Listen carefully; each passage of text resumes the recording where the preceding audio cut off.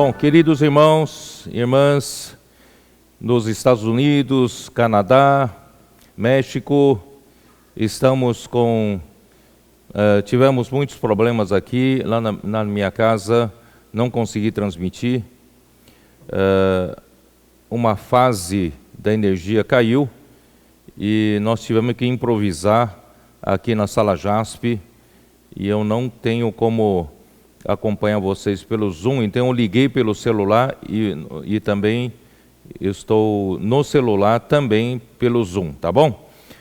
Muito bom. Então, Satanás tentou nos impedir, mas não vai conseguir, né, nos atrapalhar, tá? Então nós vamos prosseguir ganhando tempo para a palavra poder sair, né? Então, a mensagem 1 dessa conferência ora, a nossa comunhão é com o Pai e com seu Filho, Jesus Cristo. Isso está em 1 João, vamos fazer a leitura, 1 João capítulo 1, versículo de 1 a 4. Ora, o que era desde o princípio, o que temos ouvido, o que temos visto com os nossos próprios olhos, o que contemplamos e as nossas mãos apalparam com respeito ao Verbo da vida.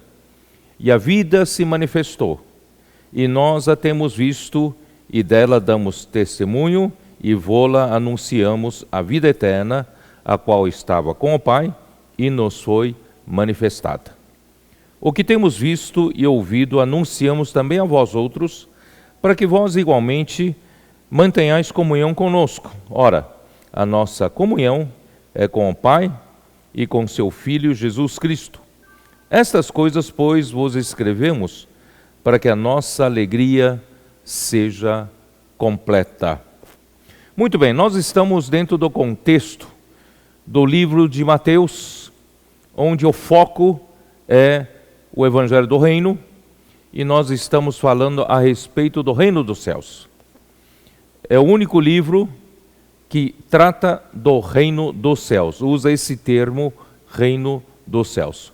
O Reino dos Céus é o domínio onde Deus, dos céus, ele tem uma ilha de domínio aqui na terra, que é a sua igreja, como a realidade do Reino dos Céus.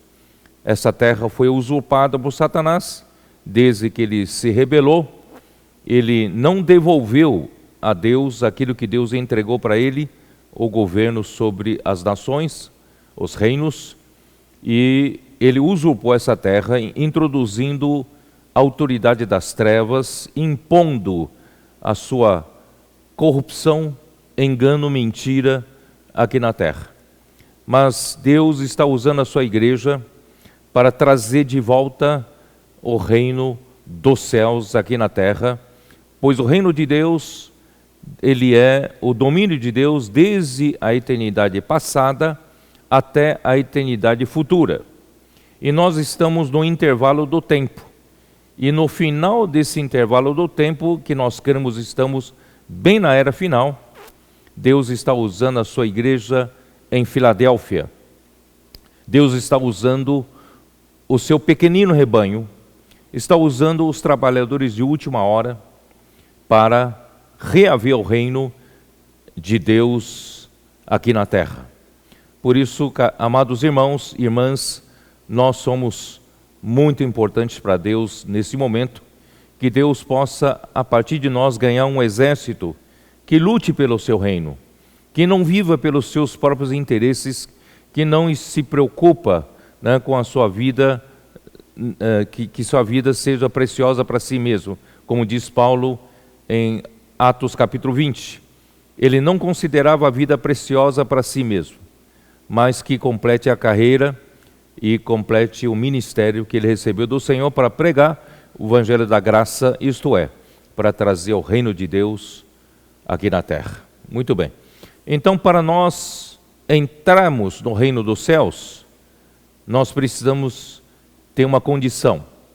As 9 bem-aventuranças de Mateus capítulo 5, a primeira é a mais importante. A primeira bem-aventurança diz assim, versículo 3: Bem-aventurados os humildes de espírito, porque deles é o reino dos céus. Essa palavra humilde pode também ser traduzido para pobre. Portanto, a versão King James atualizada traduz para bem-aventurados os pobres em espírito, porque deles é o reino dos céus. Muito bem, como então nós podemos, no meio dessa confusão da terra, no meio de tanto engano e tanta corrupção, nós conseguimos sair desse mundo da corrupção, entrar no reino dos céus? Só tem uma condição. Essa condição é sermos pobres em espírito. Que é ser pobre em espírito? É sair da nossa arrogância. Não sei se você concorda comigo, que o homem, ele é arrogante, ele é prepotente, ele é presunçoso, ele se acha alguma coisa diante de Deus, sendo que ele é uma criatura talvez insignificante demais para argumentar contra Deus. Mas ele se acha muito capaz, porque ele herdou isso na queda, no pecado da natureza do diabo, de Satanás, que é essa natureza de mentira. Então nós achamos que nós somos alguma coisa como o arcanjo Lúcifer queria ser igual a Deus, queria ser igual ao Deus Altíssimo. Que o Senhor possa limpar de nós toda a presunção, né? todo orgulho, toda soberba. Então, eu acho que o rei Davi, ele tinha uma compreensão correta sobre quem é Deus e quem é o homem. Isso está no último capítulo do primeiro livro das Crônicas, eu li já das mensagens passadas, versículo 10, aqui na versão King James atualizada. Então, na presença de toda a comunidade, Davi bendisse a Yahvé, declarando: Ó Senhor, Deus de nosso Pai Israel, bendito és tu de eternidade em eternidade. Ó Deus, tua é a grandeza, o poder, a glória, a vitória e a majestade, porque tudo quanto há no céu e na terra a ti pertence. Portanto, irmãos, nosso Deus Criador, Ele é tudo, simplesmente tudo, né? Dele é a grandeza, dele é o poder, dele é a glória, dele é a vitória, dele é a majestade, porque tudo quanto há no céu e na terra pertence a Ele. Quem somos nós para sermos tão prepotentes assim? Ó Senhor, o reino é teu e tu governas soberano sobre tudo e todos.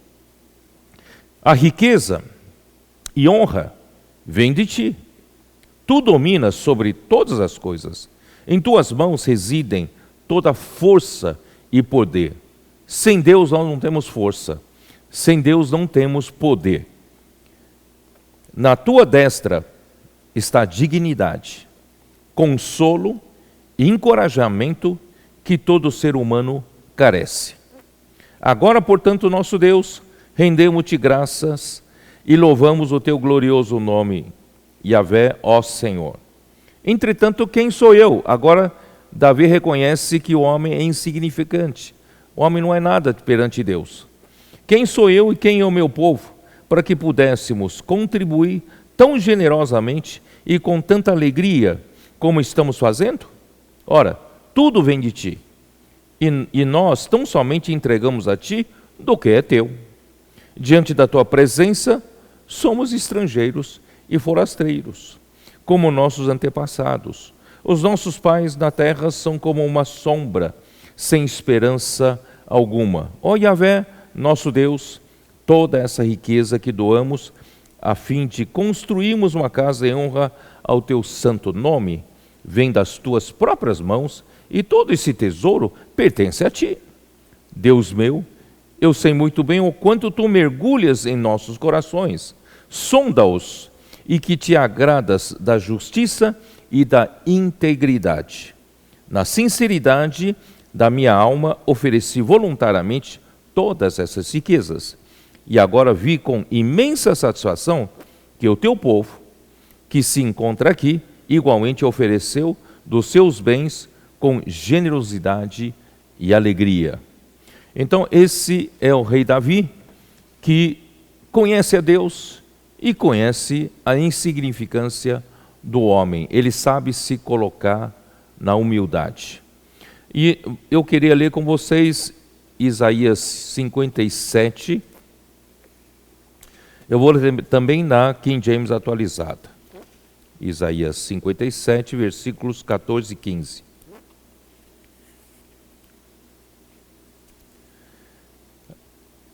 Ou melhor, eu vou ler a partir do versículo 14. Diz assim: Então o Eterno exclamará: Aterrai, aterrai, abri um caminho, removei os obstáculos, para que o meu povo tenha acesso ao caminho.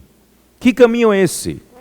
É um caminho de sair da corrupção aqui na terra, do domínio de Satanás aqui na terra, e um caminho para ir para o reino dos céus, e para os céus. Esse caminho é o seguinte: porquanto assim afirma o alto e sublime, aquele que vive para sempre e cujo nome é Santíssimo. Nosso Deus é aquele que é o próprio alto. Ele é o alto, ele é o sublime. E lembra-se que em João capítulo 3, quando nós nascemos de novo, a tradução mais estrita seria: nascemos do alto, porque ele é o alto, nós nascemos dele. Então, esse Deus que não habita no tempo e espaço como nós estamos, na nossa dimensão, né, tridimensional, mas ele habita na eternidade, ou ele habita a eternidade, mas ao mesmo tempo ele está também aqui no tempo e espaço. Em que lugar? Aqui diz assim: contudo, estou presente com o contrito e humilde de espírito, a fim de proporcionar um novo ânimo ao quebrantado de coração e um novo alento ao coração arrependido. Então, qual é o caminho para se chegar ao reino dos céus? É um espírito contrito e um espírito humilde, um coração quebrantado e um coração arrependido. Esse é o caminho da vida. Salmo 51. Aliás, vou primeiro, já que estamos aqui em Isaías 66 primeiro. Isaías 66, que é o último capítulo de Isaías.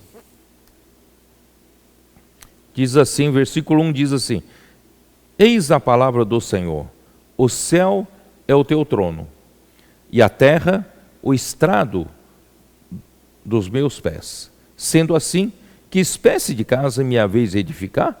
Tal casa será o meu local de descanso? Ora, não foram as minhas próprias mãos que criaram o que existe?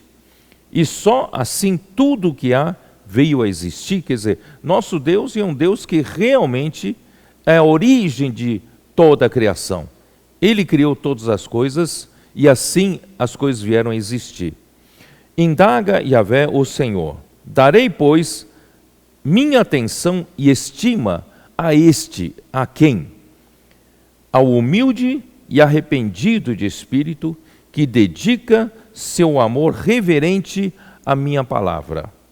Quer dizer, o Senhor, ele, embora ele habite a eternidade, ele habite, né, no alto, ele é o alto, ele é o sublime, em outra dimensão, todavia, aqui na terra, quando há um coração quebrantado, tem um coração contrito, tem um espírito, né, humilde, um espírito arrependido, eles também estão nesse espírito.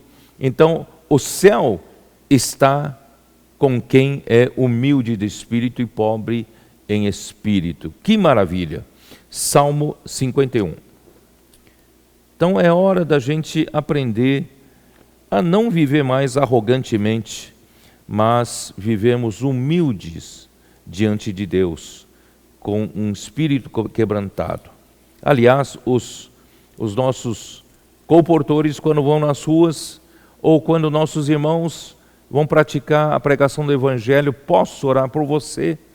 Na verdade, é Deus, através de nós, procurando um coração contrito, procurando um coração quebrantado, procurando um coração humilde e arrependido, e quando encontra, Deus consegue dar a descarga elétrica e espiritual, né, no coração dessas pessoas. As pessoas se quebrantam, as pessoas choram e as pessoas recebem o nosso Deus, graças ao Senhor. Então, Salmo 51, versículo 17.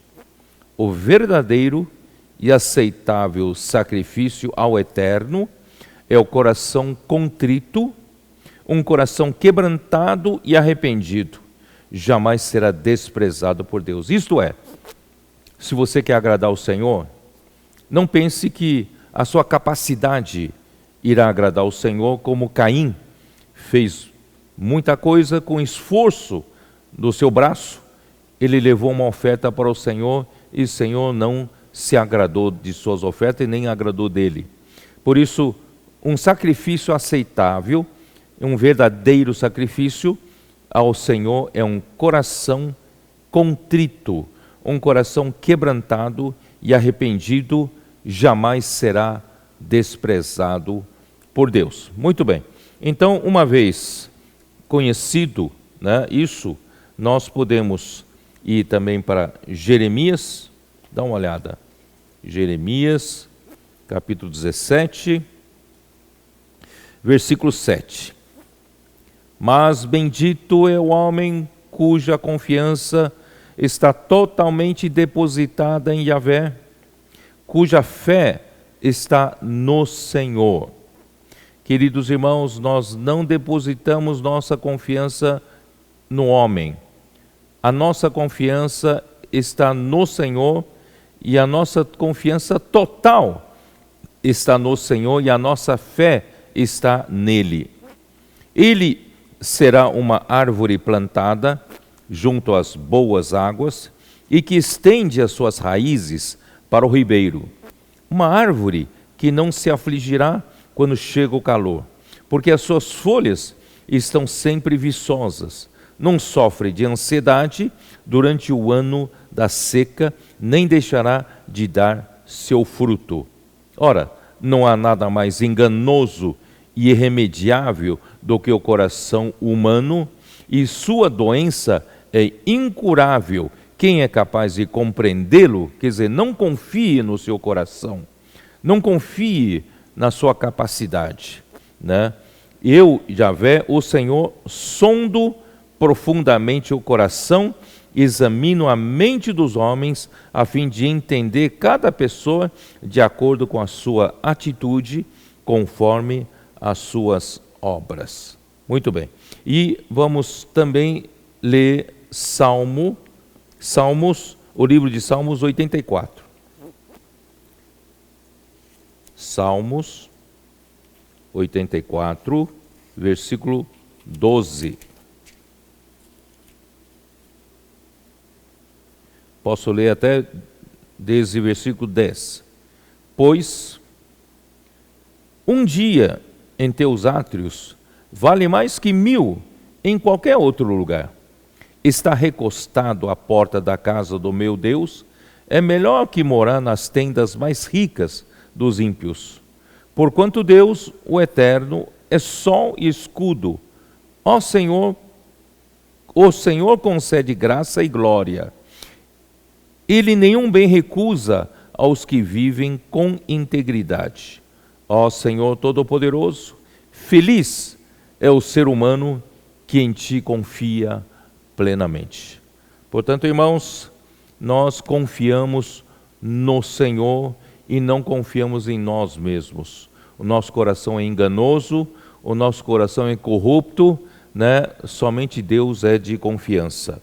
Então voltamos lá para Mateus, né? Mateus capítulo 5, nós falamos a respeito de como entrar no reino dos céus, é com esse espírito contrito, esse espírito humilde, esse espírito arrependido, nós então alcançamos a graça de achar o caminho até Deus, um caminho até os céus. Portanto, nessa noite, acredito que todos nós que estamos ouvindo essa palavra, nós temos esse coração correto para ter acesso a Deus, acesso ao céu.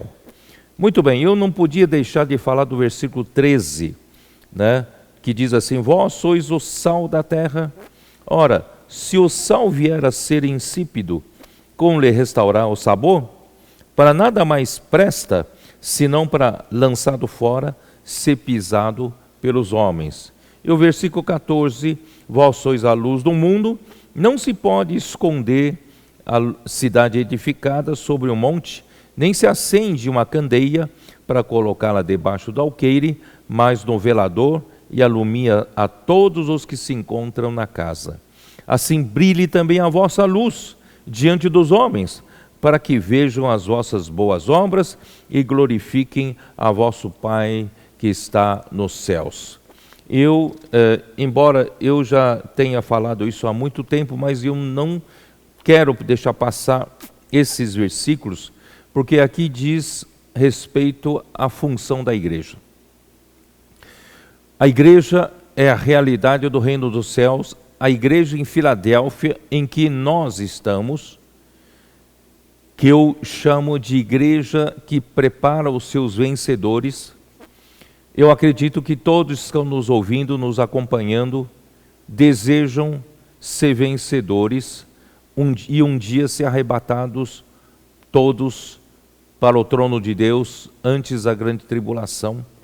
E nós viremos no final dos tempos, juntamente com Cristo, primeiramente para as bodas do Cordeiro, para nos casarmos com Cristo, e por fim participarmos da última batalha de Armagedon, para de uma vez por todas, né, nós removemos o reino da terra, os reinos deste mundo, né, que estão em oposição a Deus, né, que seguirão a anticristo e ao falso profeta, e nós vamos derrotá-los e vamos lançá-los para o lago de fogo.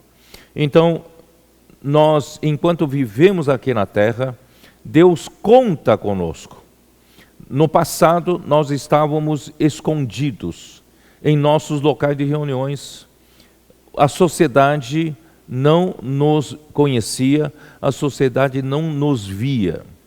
Mas graças a Deus, hoje, através da comportagem dinâmica, através do Avança Jovem, através dos irmãos agora também saindo para pregar o Evangelho, usando a frase: posso orar por você, levando o jornal Árvore da Vida, levando os livros que contêm o Evangelho do Reino, nas ruas, contatando as pessoas e pegando os contatos dos que querem ser cuidados para a rede de cuidados da igreja. E também nós estamos saindo, encorajando a todo irmão, toda irmã, que não seja o comportor, que não seja um jovem que faça o trabalho de Avança Jovem, e você talvez se sinta, né, incapaz de fazer essas coisas, mas você pode no seu dia a dia, não é isso? Na padaria, quando você comprar um pão, no supermercado, no caixa, né, numa loja onde você for comprar, falar com o balconista, você pode perguntar: posso orar por você? Você levando um pouco de sal para a vida das pessoas, você estará levando um pouco de luz para quem vive no meio da escuridão. Vós sois o sal da terra, vós sois a luz do mundo. Nós não podemos nos esconder. Por mais que o Senhor tenha nos dado revelação na palavra no passado, nós estávamos escondidos. Nós não influenciávamos o mundo com sal e com a luz. E vocês sabem que desde o tempo de Noé, a vida humana, depois da queda, se tornou uma vida sem graça, uma vida sem sabor. E um pouco de alegria que o homem tem enquanto vive aqui na terra é constituído de pequenas alegrias, pequenas expectativas de entretenimento, de descontração, de um pouco de alegria, né? E isso tudo é passageiro. Então, em Lucas capítulo 17, vocês podem abrir, né, na sua Bíblia, Lucas capítulo 17, vou ler a partir do versículo 26.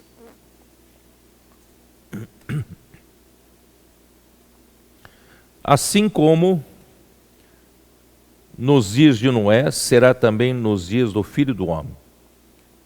Eu vou pedir para Messias aqui pegar um pouco de água, que eu esqueci a minha água lá no meu escritório. Vamos lá, versículo 26. Assim como foi nos dias de Noé, será também nos dias do Filho do Homem. Comiam, bebiam, casavam e davam-se em casamento até ao dia em que Noé entrou na arca e veio o dilúvio e destruiu a todos. Eu não entendia muito bem este versículo, porque falava em comer, beber, casar-se e dar-se em casamento. E até que chegou o dilúvio e tudo, né, acabou, tudo foi destruído. Aqui mostra que depois da queda, a vida humana, ela depende de pequenos episódios de alegria, como, né, sair para jantar, né? Os nossos colportores, hoje de manhã eu tive uma comunhão com os colportores. Os nossos colportores estão indo para onde o público está, onde as pessoas estão. E as pessoas estão aonde? Estão no shopping center, estão em mercados. Quando vão para o shopping center, os nossos colportores os encontram fazendo compras ou na praça de alimentação ou no restaurante, estão sentados para comer. Comer faz parte de um pouco de alegria, um pouco de prazer que o homem tem. Não, você leva a sua família para comer junto, né? No restaurante, na praça de alimentação. Isso faz parte de um pouco de alegria que você tem na sua vida. E o casamento é um momento, né, de nos dar um pouco de alegria, um pouco de prazer. Casar-se e dar-se casamento, não é isso? Então, irmãos, essa é a vida humana. É feita dessas pequenas alegrias, mas não tem uma esperança de uma alegria plena, uma alegria total.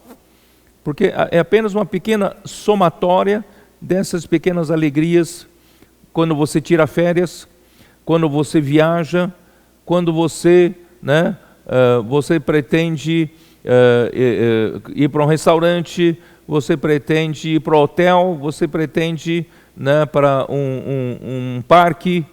Quer dizer, tudo isso faz parte da vida humana buscando um pouco de alegria. Mas quando termina, quando o dia do Senhor chega, tudo termina.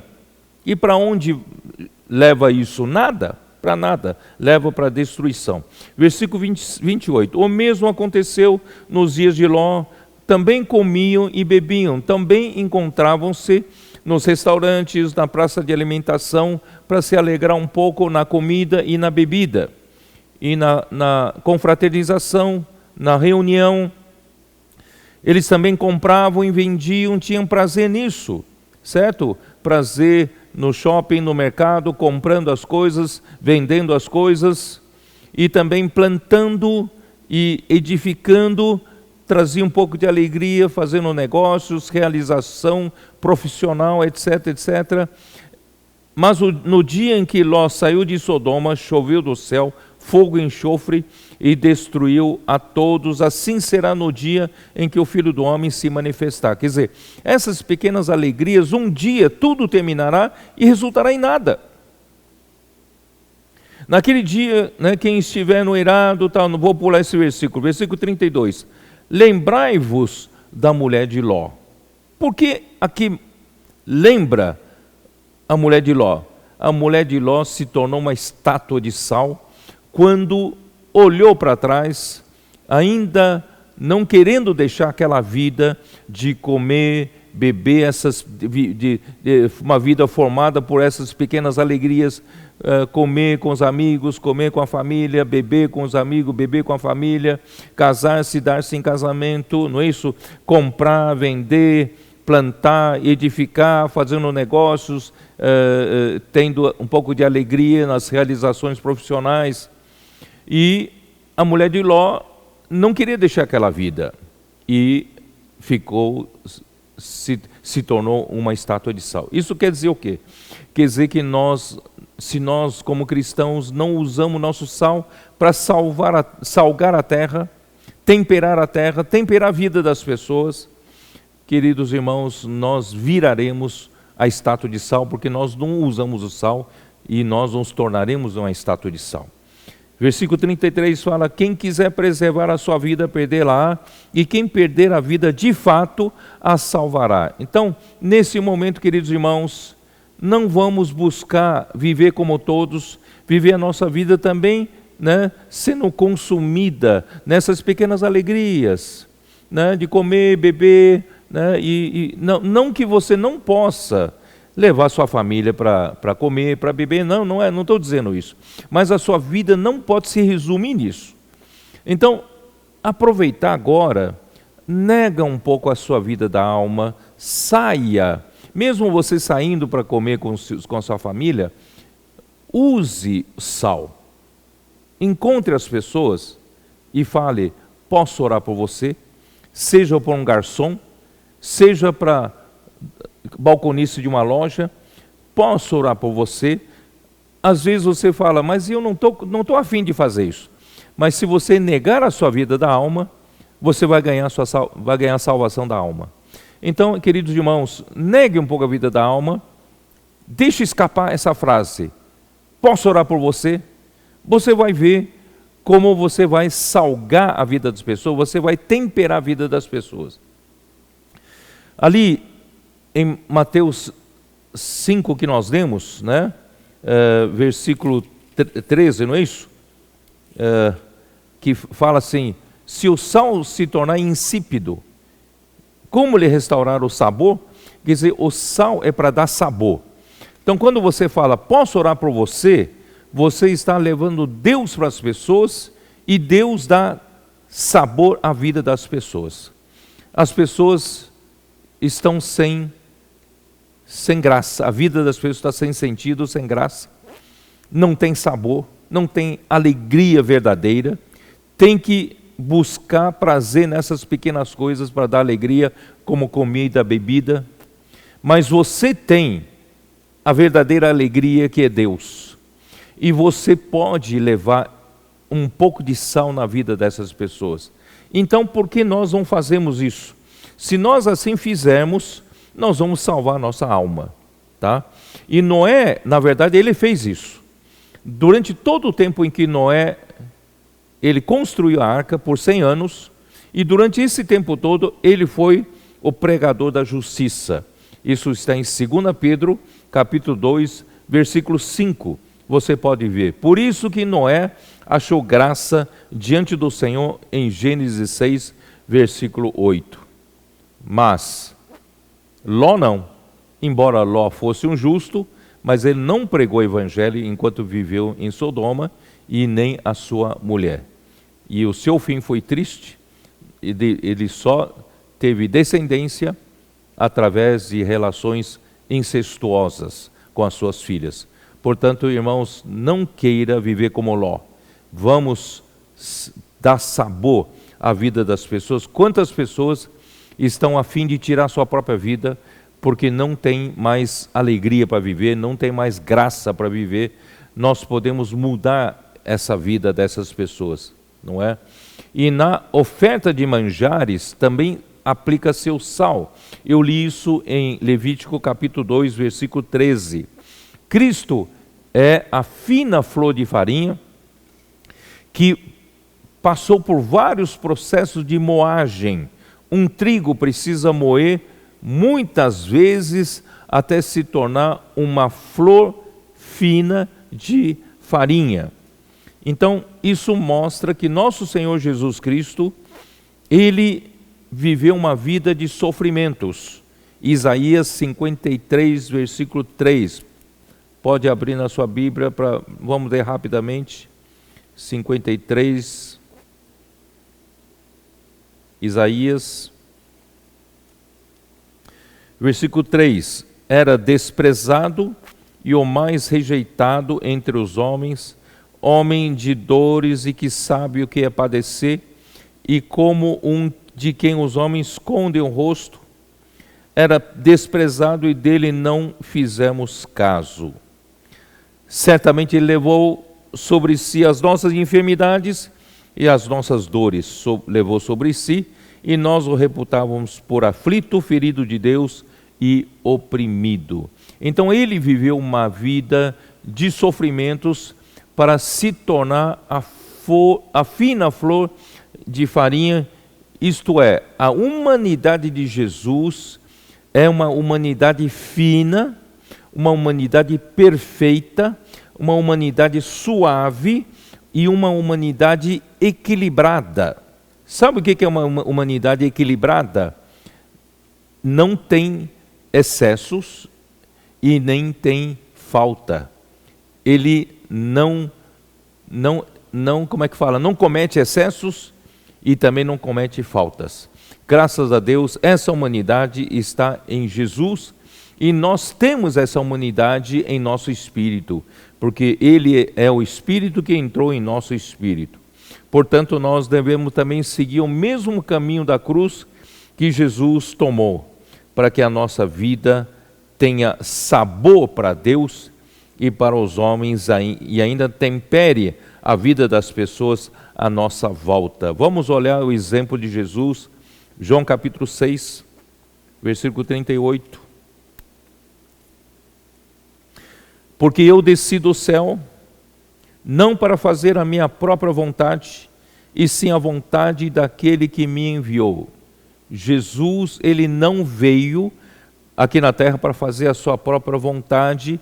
A vida de Jesus foi uma vida de cruz, de negar a si mesmo. Ele veio aqui para fazer a vontade do Pai.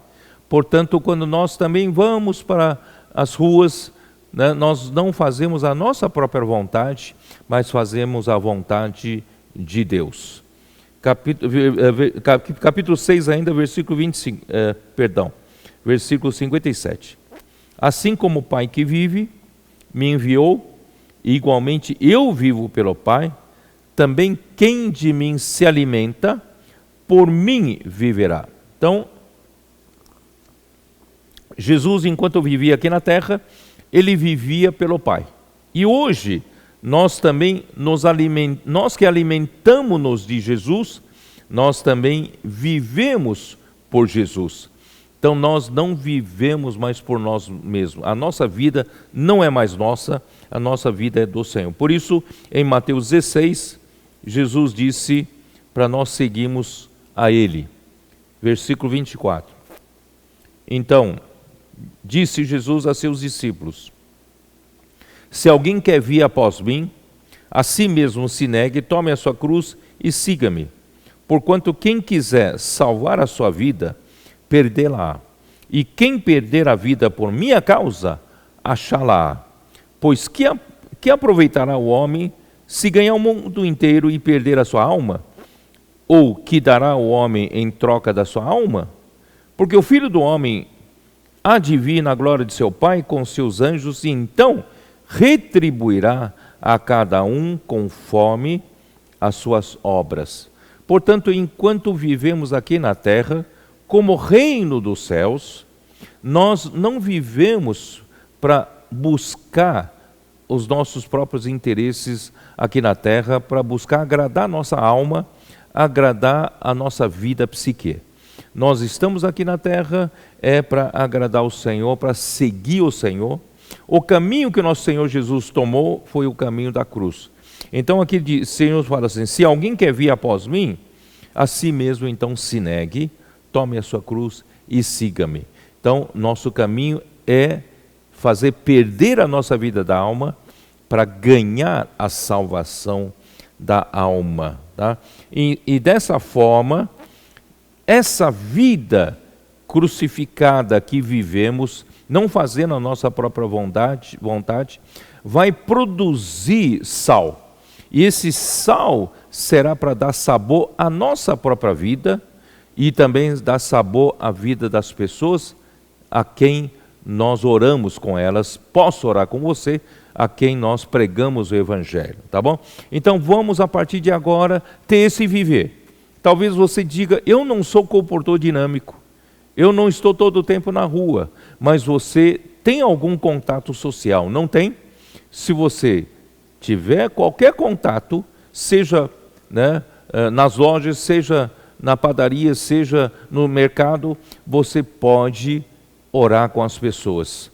E você estará levando sabor, temperando com sal a vida das pessoas. E por outro lado, nós também somos a luz do mundo. A luz, um pouco de luz, traz claridade para aquela pessoa que está vivendo na escuridão, né?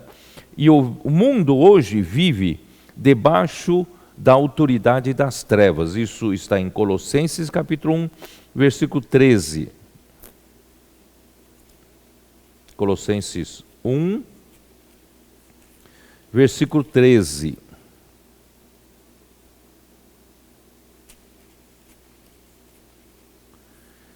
Ele nos libertou do império das trevas e nos transportou para o reino do Filho do seu amor.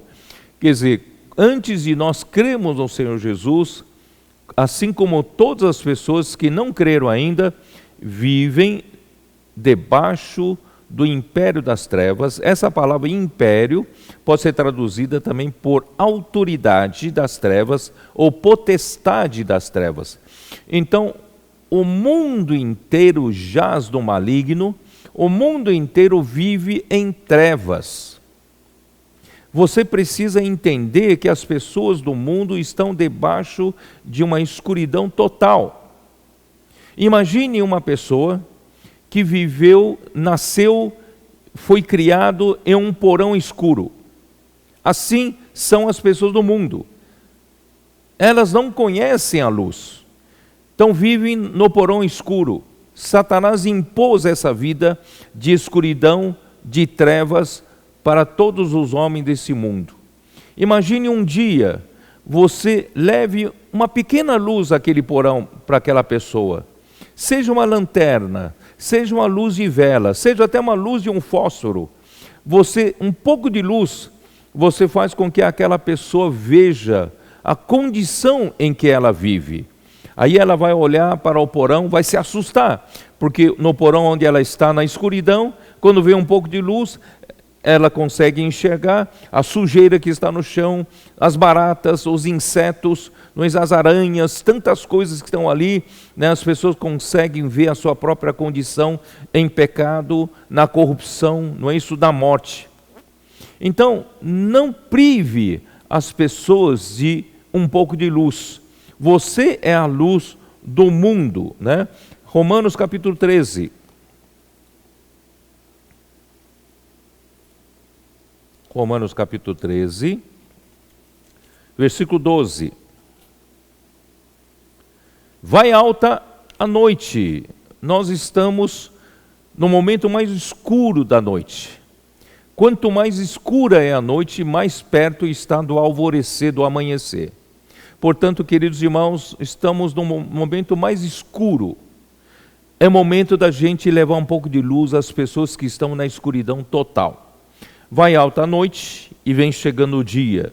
Deixemos, pois, as obras das trevas, revistamo-nos das armas da luz. Quer dizer, quem vive nas trevas, vive praticando as obras das trevas, que são orgias e bebedices, que são impudicícias. Impudicícias aqui imoralidade sexual e dissoluções, que significa depravação, tá? Não em contendas, em ciúmes.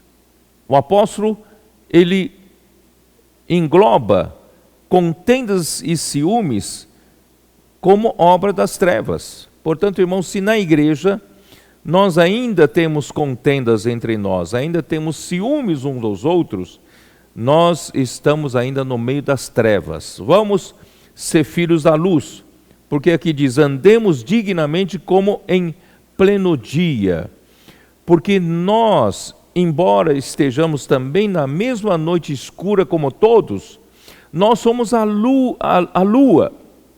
A lua recebe a luz do sol. Nós contemplamos a glória do Senhor todos os dias. E o nosso Senhor é o sol.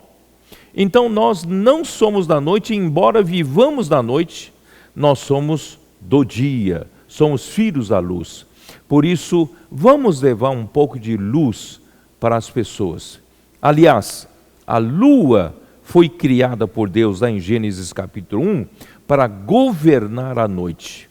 Quando você sai às ruas, fala: posso orar por você? Na verdade, você está levando o governo de Deus àquela pessoa. E quando o governo de Deus chega naquela pessoa, a vida dela começa a passar a ter ordem. Até então, a vida dela era uma confusão, uma vida de caos, né? Mas agora, quando você chega, a lua chega, né? O governo de Deus chega, a ordem também chega para a vida daquela pessoa. Portanto, irmãos, não deixemos de levar a luz nas ruas para as pessoas. 1 Tessalonicenses, capítulo 5, versículo 5.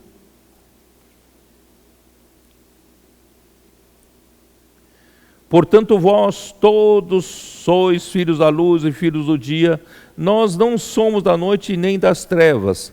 Assim, pois, não durmamos como os demais, pelo contrário, vigiemos e sejamos sóbrios. Não vamos dormir como os demais, vamos vigiar. Ora, os que dormem, dormem de noite, e os que se embriagam, é de noite que se embriagam.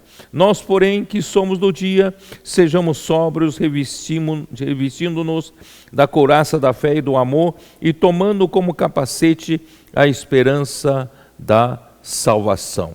Muito bem, então, nós somos do dia e nós levamos a luz do mundo, né? A luz para as pessoas, através de uma frase simples que Deus nos deu do céu: posso orar por você. Acredite, essa frase veio do céu.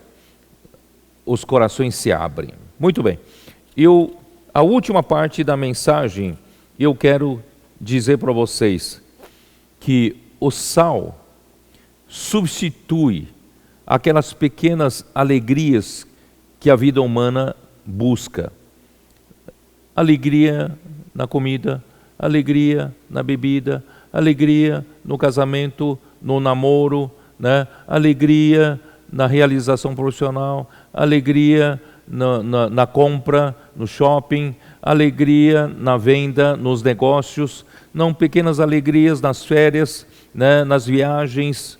Irmãos, essas pequenas alegrias não bastam para satisfazer o homem. O homem precisa da verdadeira alegria. E onde está essa verdadeira alegria? João capítulo 15.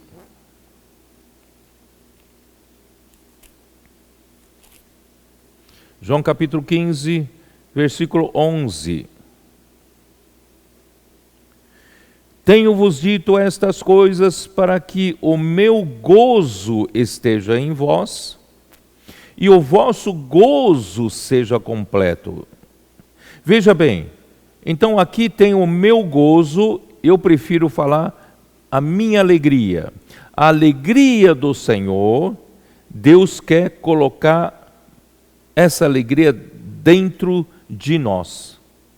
Por quê? Porque Deus sabe que nós, como seres humanos, buscamos alegria nesses pequenos episódios de comer, beber, né, casar-se, namorar, etc, etc.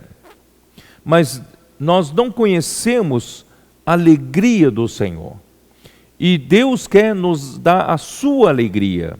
Quando Deus nos der a sua alegria, a nossa alegria será completa.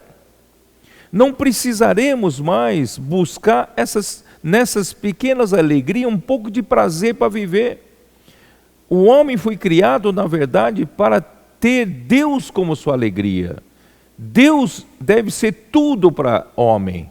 E Deus é a nossa alegria. Quando temos a alegria de Deus, nós temos a alegria completa, a satisfação completa.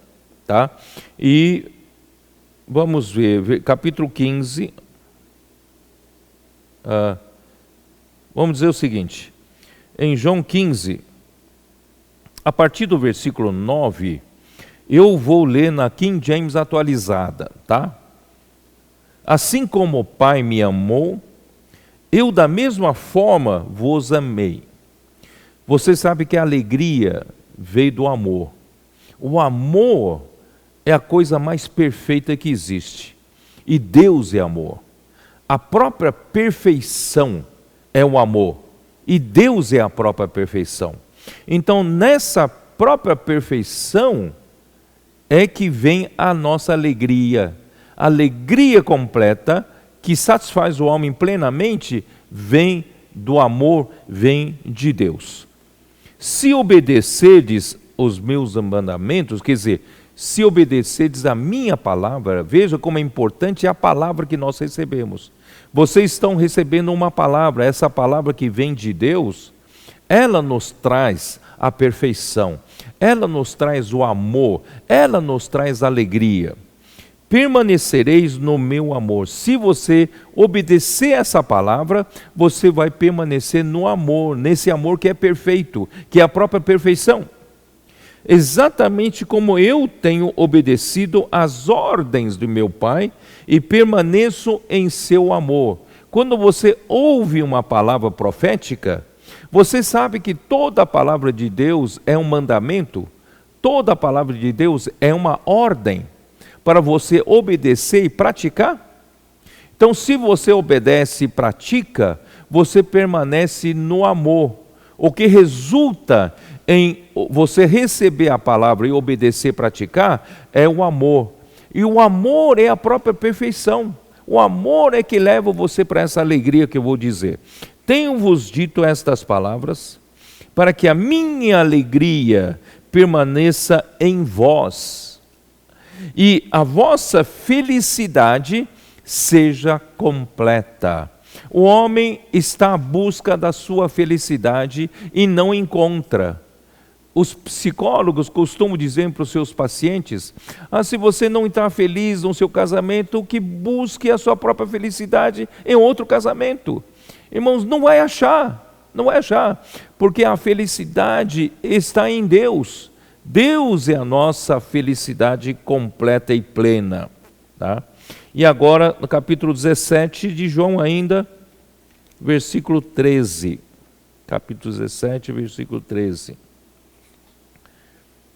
Mas agora vou para junto de ti, isto falo no mundo para que eles tenham o meu gozo completo em si mesmos.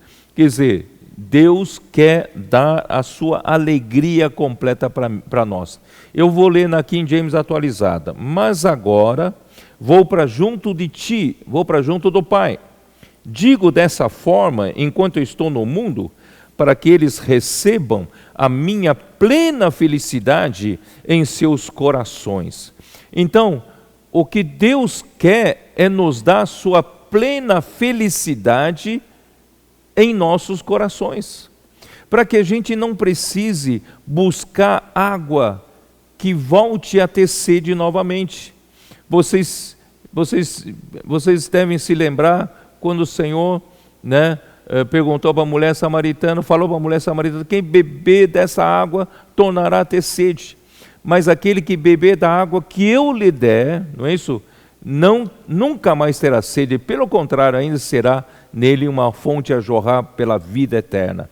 Essa é a perfeição, é o amor, é a alegria completa, é a plena felicidade, né, que está em Deus.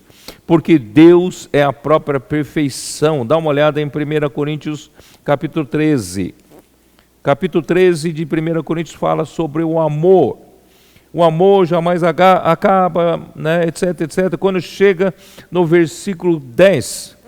Quando, porém, vier o que é perfeito, então o que é em parte será aniquilado. Quer dizer, quando chegar a própria perfeição, o que é imperfeito passará, terminará. Então, queridos irmãos, Deus quer finalmente nos introduzir nele mesmo. E ele é o amor, ele é a própria perfeição. E nessa perfeição, irmãos, nós teremos alegria completa, plena, tá? Então, nós não só teremos alegria plena, nós teremos a unidade plena em Deus, tá? Isso está em João 17. Bom, vocês sabem que Deus é amor, isso está em 1 João 4, versículos 8 e 16. Eu não vou ler, vocês sabem disso.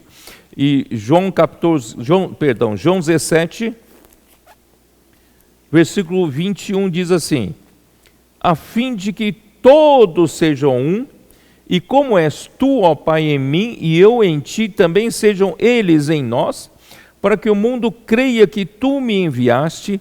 Quer dizer, quando chegar no que é perfeito, até a nossa unidade será perfeita, porque essa unidade será a unidade perfeita que há entre o Pai e o Filho. E Deus vai nos introduzir nessa unidade. Por isso, isso chama-se a perfeição, tá? Eu lhes tenho transmitido glória que me tens dado para que sejam um, como nós somos. Eu neles e tu em mim, a fim de que sejam aperfeiçoados na unidade. Não sei se vocês entenderam o que eu quero dizer. Nessa perfeição está tudo.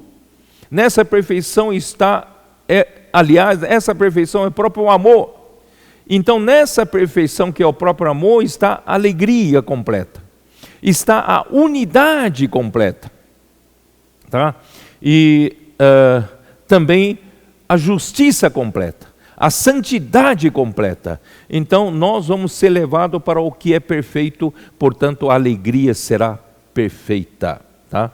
E por isso que o reino de Deus em que nós vivemos na vida da igreja, Romanos 14, 17, é alegria, né? Romanos 14, 17, o que ele diz?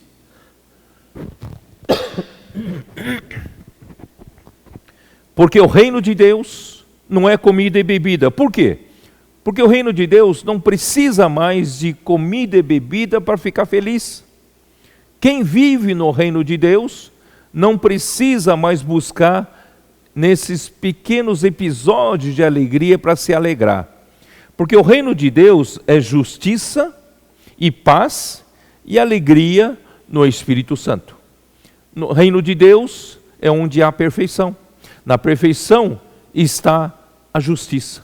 A justiça é a base de tudo. E onde tem a justiça, resulta em paz. E onde há paz, há alegria.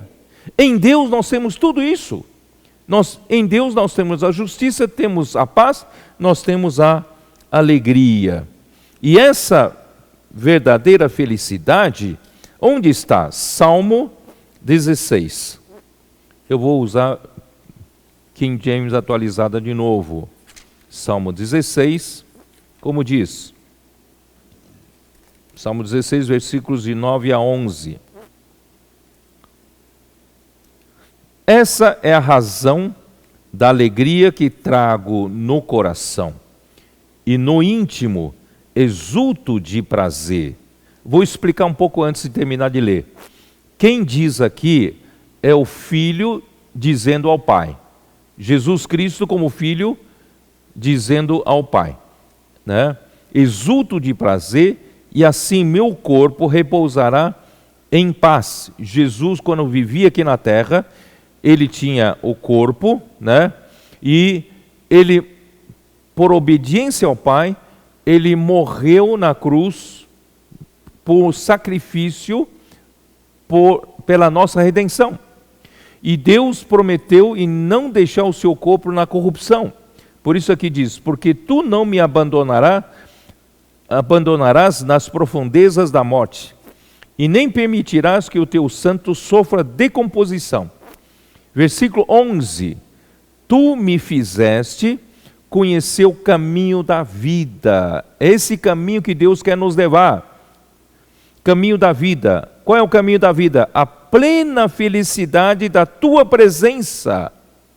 Irmãos, nós estamos sendo levados para a plena felicidade da presença de Deus. E o eterno prazer de estar na tua destra. Cristo foi colocado à direita de Deus e ele tem ali um eterno prazer. Por quê? Porque Deus Pai é a fonte da plena felicidade. Onde Deus está, há essa plena felicidade. Provérbios 8. Vamos lá para Provérbios 8. Provérbios capítulo 8, versículo 30. Aqui fala a respeito da sabedoria que é o próprio Filho. E o Filho, aqui nós conseguimos extrair como o Pai e o Filho viviam na eternidade passada. E como eles estavam durante a criação, na criação. Tá? Então, versículo 30. Então eu estava com ele, com o Pai, e cooperei em tudo como seu arquiteto. Dia a dia tenho sido o seu prazer, sempre me sentindo muito feliz a seu lado. Quer dizer, o Pai é a fonte da felicidade. O Pai é a fonte de alegria completa. Então o Filho vivia muito feliz na presença do Pai, e o próprio Filho era o prazer do Pai. Então era uma troca de alegria, uma troca de felicidade entre o Pai e o Filho. Mas como Deus, Ele não é egoísta, Ele criou o homem para que o homem participasse dessa grande alegria, dessa plena alegria. Olha que coisa maravilhosa, versículo 31. Regozijando-me com o mundo que ele criou, me alegrando com os seres humanos. Veja só, então, nosso Deus, na eternidade passada, ele vivia em alegria, porque o Pai e o Filho, eles tinham esse relacionamento de alegria, porque o Pai é a própria fonte da felicidade plena.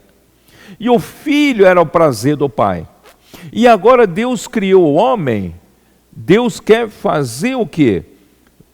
Do homem também a alegria de Deus, e introduzir o homem na alegria de Deus, na plena felicidade que é o próprio Pai. Portanto, queridos irmãos, esse é o nosso destino.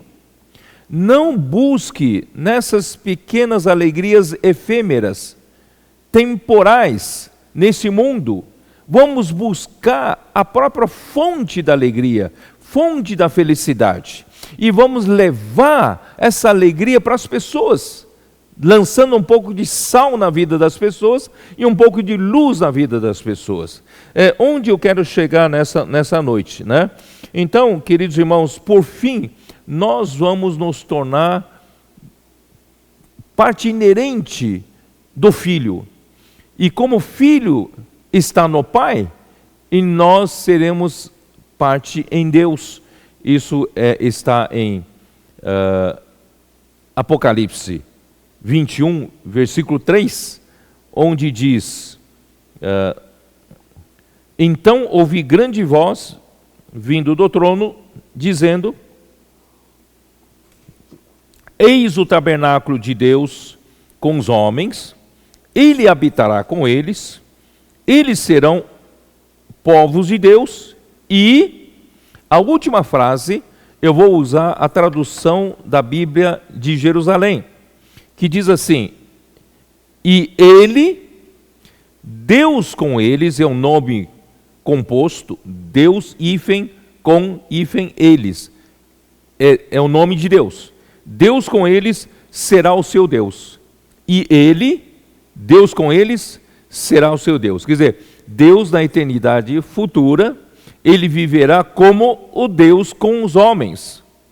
Os homens serão introduzidos, eu digo, eu e você seremos introduzidos nele, nessa perfeição, nesse amor, nessa alegria perfeita, na paz perfeita, unidade perfeita,